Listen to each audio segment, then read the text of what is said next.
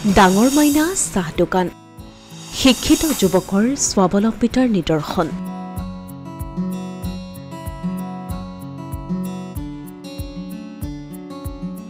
দৈনিক উপাৰ্জন কৰে 7,000 পৰা 8,000 টকা।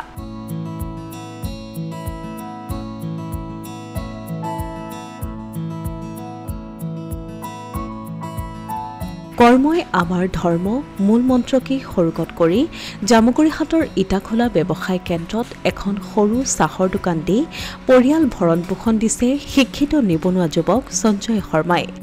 20টাকৈ বছৰ সঞ্জয়ৰ মাতৃ ফুলকুমাৰী শৰ্মাই ডাঙৰ মাইনা নামৰ চাহৰ দোকানখন ইটাখোলা ব্যৱসায় কেন্দ্ৰৰ পথৰ কাষৰ গছৰ তলতেই চলাই থকাৰ পাছত 3 বছৰ পূৰ্বে সেই দোকানখনকে চমজি লৈ নাতি দূৰত্বৰ এটি কোঠালৈ স্থানান্তৰ কৰি কোনো সহায়ক নোহোৱাকৈ যুৱ ব্যৱসায়ী সঞ্জয় শৰ্মাই চাহ মিঠাই ৰুটি পৰঠা নিজ হাতে বনাই চলাই গৈছে ব্যৱসায়। বিকম ডিগ্ৰীধাৰী এগৰাকী শিক্ষিত নিবনুৱা যুৱক হৈও চৰকাৰী চাকৰিৰ আশা পৰিত্যাগ কৰি লগতে বহিৰাজ্যত গৈ কেইটামান টকাৰ বিনিময়ত কোম্পানীৰ চাকৰিত নিয়োজিত হৈ বিভিন্ন ধৰণৰ হাৰাশাস্তিৰ সন্মুখীন হোৱাতকৈ নিজৰ ঘৰৰ পৰিয়ালৰ সৈতে থাকি বৰ্তমান সেই চাহৰ দোকানখনৰ জৰিয়তেই স্বাৱলম্বী হৈ আন 10গৰাকী নিবনুৱাৰ প্ৰতি স্বাৱলম্বিতাৰ নিদৰ্শন দাঙি ধৰিবলৈ সক্ষম হৈছে সঞ্জয়।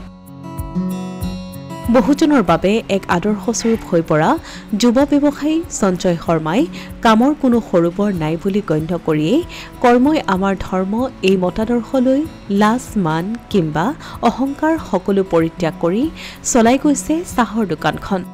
পুৱা 8মান বজাৰ পৰা নিশা প্ৰায় 9মান বজালৈকে থাকি গ্ৰাহক ৰাইজক সেৱা আগবঢ়াই গৈছে সঞ্জয়। ইয়াৰ জৰিয়তে যুৱ ব্যৱসায়ীগৰাকীয়ে দৈনিক উপাৰ্জন কৰিছে 7,000 পৰা 8,000 পৰ্যন্ত টকা। বহুতখিনি ভাল লাগে, এইটো ব্যৱসায় কৰিও ভাল লাগিছে বা মানুহ সকলো বহুত সহায় কৰে, চবেই ভাল হেৰি দিয়ে বাৰু। আজিলৈকে একো হেৰি নকৰে বাৰু, এনেকৈ ভাল পাইছোঁ মই কৰি। বৰ্তমানতো আমাৰ দোকানখন আগতে ইটাখোলা গছৰ তলত আছিলে, বৰগছজোপাৰ তলত। এতিয়া ইলেকশ্যনৰ কাৰণে আপোনাৰ 3 বছৰমান এতিয়া এইখনতে ইটাখোলাৰ নিৰ্দিষ্ট ঠাই নহয় বাৰু, তথাপিও কৰি আছোঁ আৰু উপাৰ্জন হয় আপোনাৰ 7,000 হয়, কেতিয়াবা 8,000 হয় তেনেকৈ। ইটাখোলা ব্যৱসায় কেন্দ্ৰৰ সাধাৰণ চাহৰ দোকানখনৰ সকলো কাম নিজেই কৰি দেখুৱাই গ্ৰাহক ৰাইজৰ মৰম আদৰ বুটলিবলৈ সক্ষম হৈছে এইগৰাকী যুৱ ব্যৱসায়ী সঞ্জয় শৰ্মাই। শিক্ষিত যুৱ ব্যৱসায়ী সঞ্জয় শৰ্মাৰ উজ্জ্বল ভৱিষ্যত কামনা কৰিছে সকলোৱে। আমি বহু বছৰ 30 বছৰ 33 বছৰেই হ'ল মই চাই আছোঁ। সঞ্জয় শৰ্মা এটা শিক্ষিত নিবনুৱা যুৱক। তেওঁ বিকম পাছ কৰি তেওঁৰ মা ব্যৱসায়টো তেওঁ নিজে আজি 3 বছৰ সুন্দৰকৈ অকলে চলাই আছে। আজি তেওঁ বিকম পাছ কৰি চাহ দোকান চলাই আছে।